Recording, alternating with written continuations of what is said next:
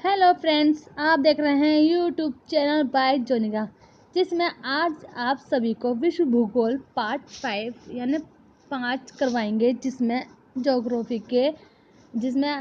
आपको अक्षांश, देशांतर सबके बारे में ज़रूर बताएंगे। इस वीडियो की जितनी भी इसे 4th पार्ट तक हमने करवा दी, पिछली वीडियो में करवा दी, जैसे कि पार्ट 1, 2, 3, 4 ये पिछली वीडियो में हमने करवा दिया है। इस वीडियो की लिंक आपको डिस्क्रिप्शन में मिल जाएगी। प्लीज़ इस वीडियो को देखने से पहले शुरू से लेकर एंड तक जरूर देखें और लाइक करें, शेयर करें, कमेंट्स करें, साथ ही साथ सब्सक्राइब के साथ साथ बेल आइकन दबाना ना भूलें, ताकि न्यू नोटिफिकेशन आपको मिल सकें। चलो स्टार्ट करते हैं। अक्षांश अक्षांश यह भूपृष्ठ पर विषुवत रेखा के उत्तर या दक्षिण में एक यामोत्तर पर किसी भी बिंदु की कोणीय दूरी जो पृथ्वी के केंद्र से नापी जाती है और अंशों और व मिनटों व सेकंडों में व्यक्त होती है।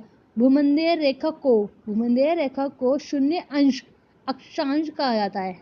जो भूमध्य रेखा होती है, रेखा को जो शून्य अंश होता है उसे अक्षांश कहा जाता है, अर्थात वह स्वयं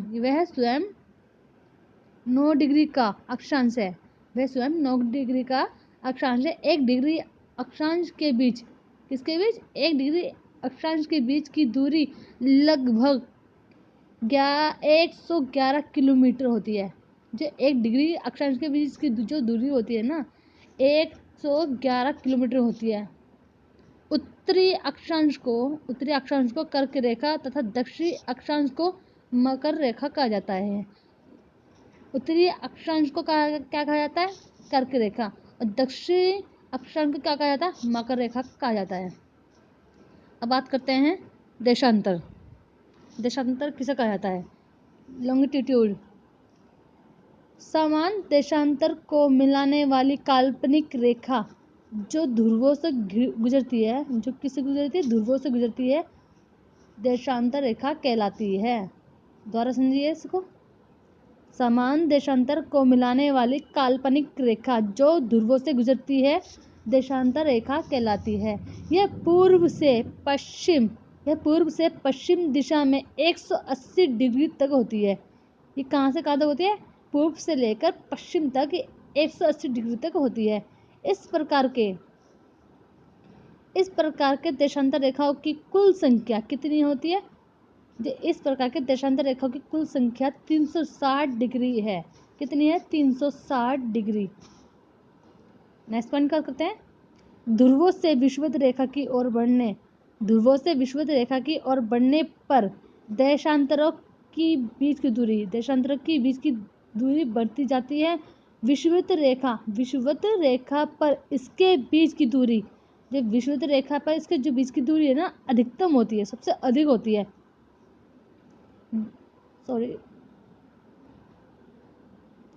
ये ग्रीनविच वेधशाला से गुजरने वाली रेखा को 0 डिग्री देशांतर माना जाता है। कितने डिग्री देशांतर माना जाता है? 0 डिग्री। ये वीडियो ये जो इसका 5th पार्ट है, ये जो वेरी इंपॉर्टेंट है, हर एग्जाम में जरूर आता है। इस वीडियो को शुरू से लेकर जरूर एंटर करेगा, ताकि आपको शुरू से लेकर समझ आ सके। और साथ ही सब्सक्राइब करें, लाइक करें, शेयर करें, कमेंट जरूर करके बताइए हमारी वीडियो आपको कैसी लगती है। चलो स्टार्ट करते हैं। ग्रीनविच मीन टाइम्स यानी GMT यानी ग्रीनविच मीन टाइम। इंग्लैंड के जो पास है, जो शून्य देशांतर पर स्थित ग्रीनविच नामक स्थान से गुजरने वाली ग्रीनविच नामक स्थान से गुजरने वाली काल्पनिक रेखा को प्राइम मेरिडियम क्या कहा जाता है? प्राइम मेरिडियम या शून्य देशांतर के समय को सभी देश मानक समय मानक है। ये ग्रेट ब्रिटेन का मानक समय है। इसी का ग्रीनविच टाइम को कहते हैं। इसी को ग्रीनविच टाइम कहा जाता है। नेक्स्ट पॉइंट की बात करते हैं। मानक समय किसी देश के मध्य से गुजरने वाली यामोत्तर का माध्य होता है। किसी देश के मध्य से गुजरने वाली यामोत्तर का माध्य होता है जो स्थानीय के समय की असुविधा के कारण संपूर्ण देश के लिए लागू माना जाता है। द्वारा समझिए इस लाइन को। किसी देश के मध्य से गुजरने वाली यामोत्तर का माध्य होता है जो स्थानीय समय के असुविधा के कारण संपूर्ण देश के लिए लागू माना जाता है। जैसे कि उदाहरण एग्जाम्पल ये है, उदाहरण के लिए एग्जाम्पल ये देखिए, उदाहरण के लिए 82 यानी 1/2 डिग्री ई डिग्री यामोत्तर जो कि इलाहाबाद से गुजरती है। कहाँ से गुजरती है? इलाहाबाद से गुजरती है। इलाहाबाद से गुजरती है। इसका समय संपूर्ण भारत के लिए प्रमाणिक समय है। किसका? भारत के लिए ये प्रमाणिक समय है। इससे भारत के विभिन्न प्रदेशों में देशांतरीय अंतर के कारण समय की विभिन्नता को समायोजित करने की समस्या से निजात मिल जाती है। नेक्स्ट पॉइंट बात करते हैं। ये भारत में 82 यानी 82.5 पूर्वी देशांतर जो इलाहाबाद के निकट जो नैनी से गुजरती है के समय का मानक समय माना जाता है। जो नैनी जो इलाहाबाद के कोई जगह है नैनी से जो गुजरती है उस समय को मानक समय माना जाता है। भारत के सर्वाधिक पूर्व एवं सर्वाधिक पश्चिम में स्थित स्थानों के स्थानीय समय में लगभग 2 घंटे का अंतर है। कितना? 2 घंटे का अंतर है। चलो नेक्स्ट पॉइंट की बात करते हैं। अंतर्राष्ट्रीय तिथि रेखा यानी international date line.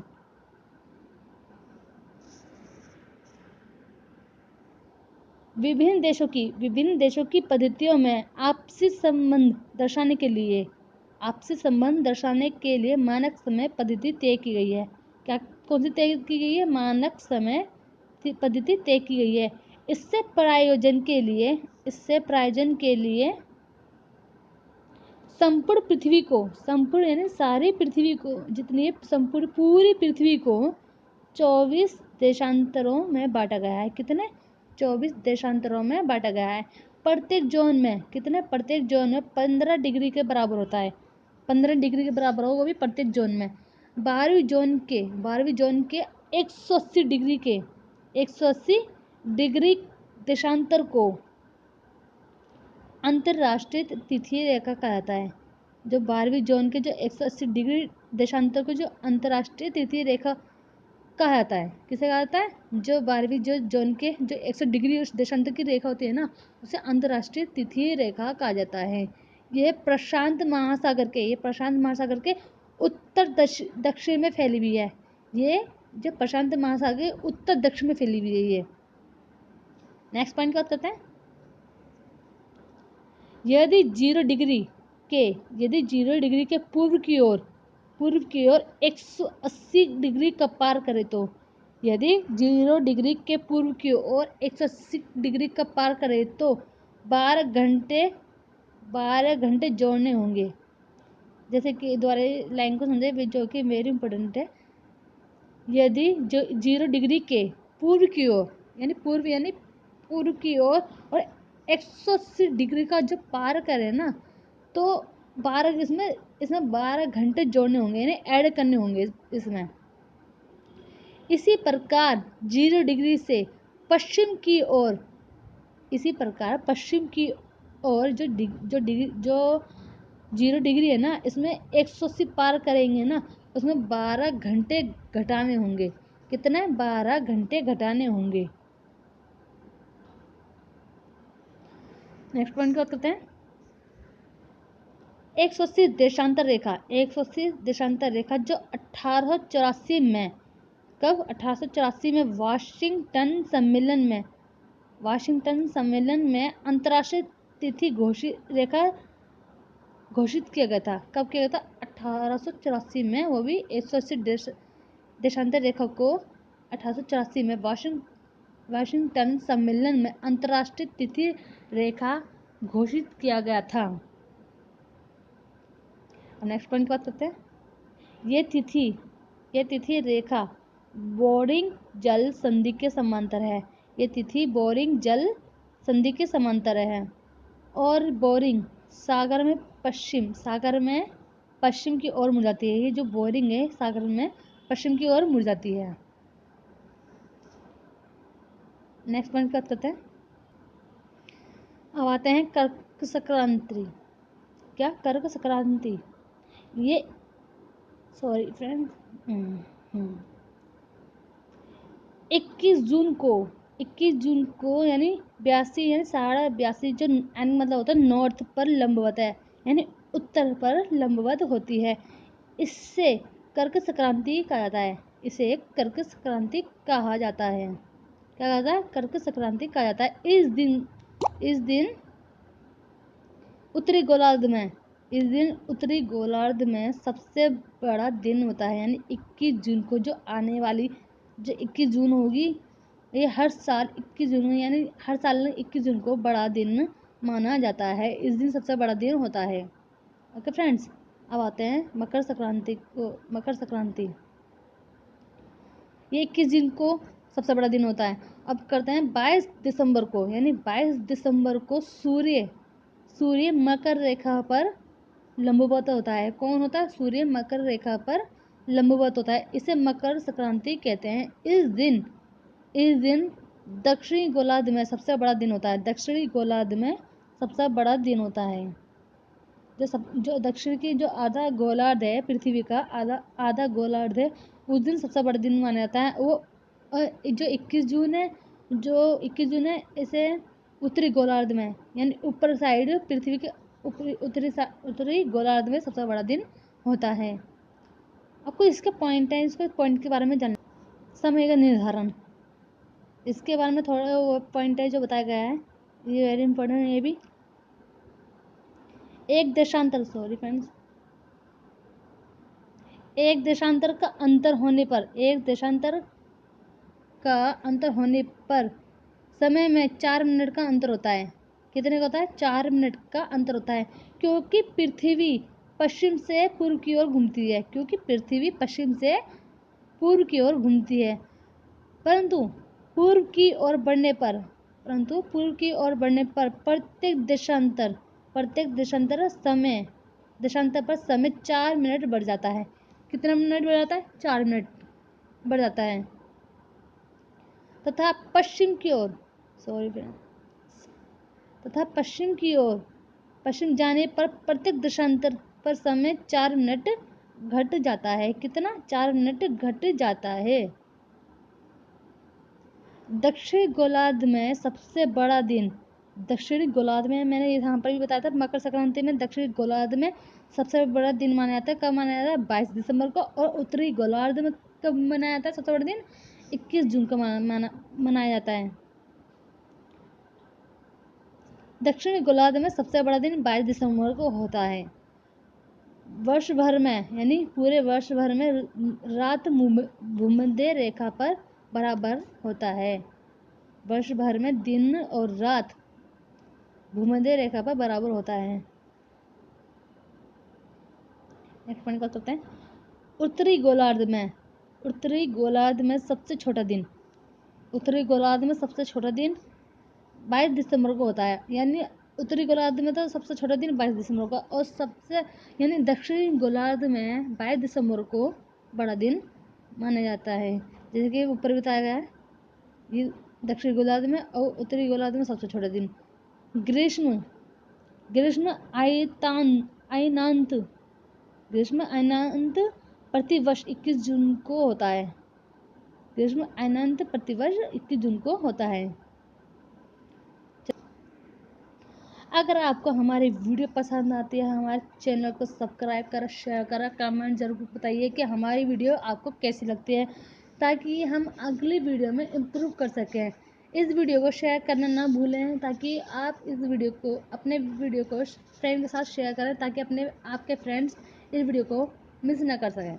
Okay friends, महाद्वीप के बारे में बात करते हैं। महाद्वीप प्रमुख तथ्य, इसके जो महाद्वीप है, महाद्वीप कितने 7 महाद्वीप है। कितने महाद्वीप? 7 महाद्वीप है। इसके बारे में महाद्वीप के बारे में बताएंगे, क्षेत्रफल का बताएंगे, ऊंचा पर्वत कौन सा सबसे और सबसे नीचे क्षेत्र कौन सा है। Okay friends, Asia first number पे एशिया। क्षेत्रफल की जो वर्ग किलोमीटर है, क्षेत्रफल कितना है इसका? एशिया का जो क्षेत्रफल कितना है इसका? 4,39,00,000। कितना? 4,39,99,000 किलोमीटर वर्ग। कितना? किलोमीटर वर्ग। 4,39,99,000 किलोमीटर वर्ग है इसका, जो कि पृथ्वी का 30% हिस्सा है। कितना प्रतिशत है इसका? 30% हिस्सा है। अब करते हैं इसके जो सबसे जो नीचे क्षेत्र है समुद्र तल से जो नीचे मीटर में कितना मीटर है, जैसे मृत सागर इस टाइम कहाँ पर? इजराइल में। समुद्र तल से कितना हुआ है? समुद्र से 286 मीटर नीचे है।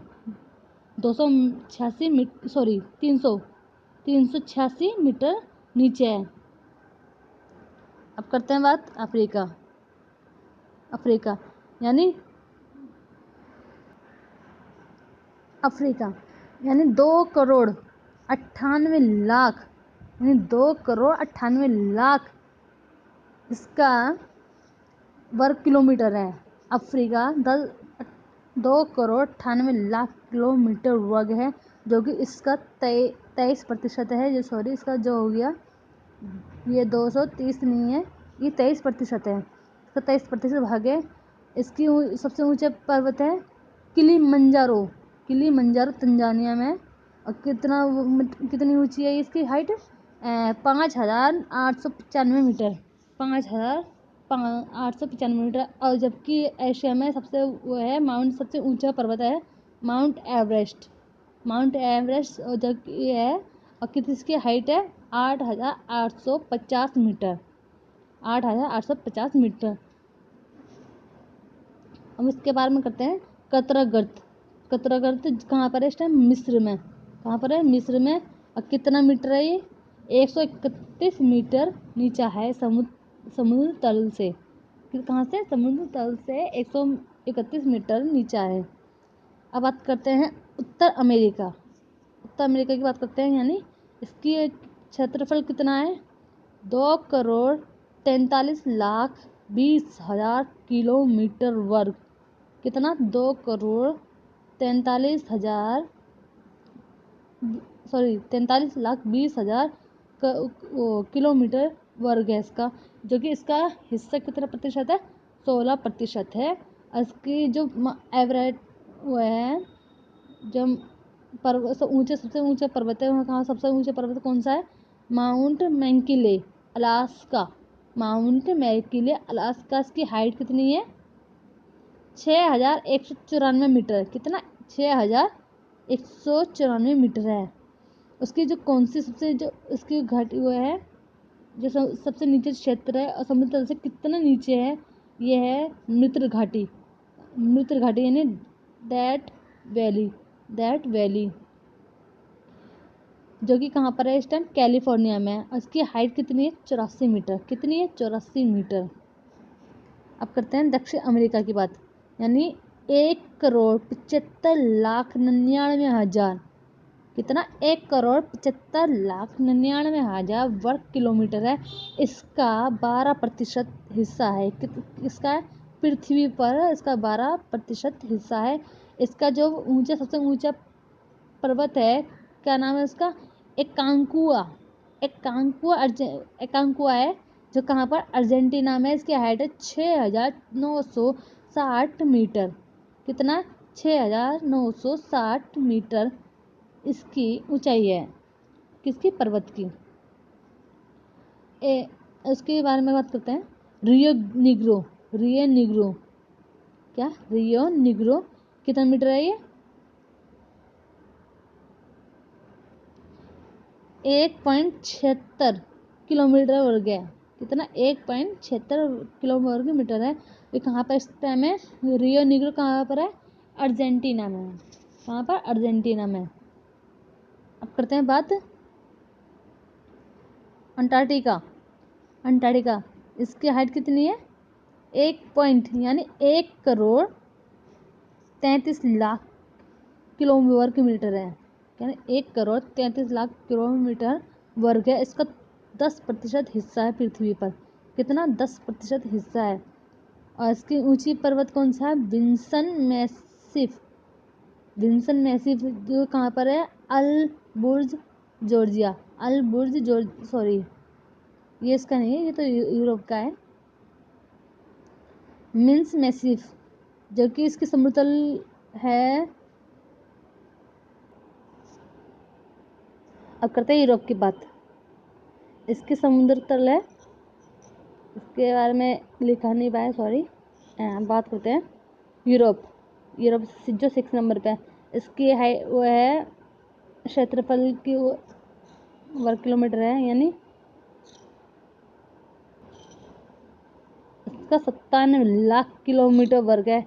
इसका 7% हिस्सा है पृथ्वी का। जो इसकी हाइट है, कौन सी है इसकी पर्वत है? इसका नाम क्या है? अल्बुर्ज जॉर्जिया। अल्बुर्ज जॉर्जिया इसकी हाइट कितनी है? 5,633। कितनी है? 5,633। इसकी ये सागर है, कौन क्या है? कैप्सिन सागर। कैप्सिन सागर इसकी यानी 0.97 यानी 28 मीटर इसकी हाइट है। अब बात करते हैं ऑस्ट्रेलिया की। ऑस्ट्रेलिया इसकी हाइट कितनी है? यानी 86,000। इसकी हाइट है 86,000 किलोमीटर वर्ग है, जो कि इसका 5% हिस्सा है। और इसकी सबसे ऊंची पर्वत क्या नाम क्या है? माउंट कोसियुस्को। कहाँ है इसका नाम? माउंट कोसियुस्को। ये कहाँ पर है? दक्षिण ऑस्ट्रेलिया में है। कहाँ पर है? दक्षिण ऑस्ट्रेलिया में।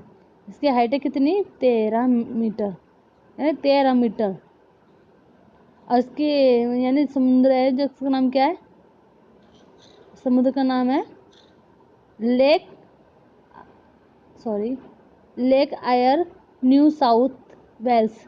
लेक आयर न्यू साउथ वेल्स। अगर आपको हमारी वीडियो पसंद आती है, लाइक करें, शेयर करें, कमेंट्स करके बताइए हमारी वीडियो कैसे लगते हैं। Thanks for watching.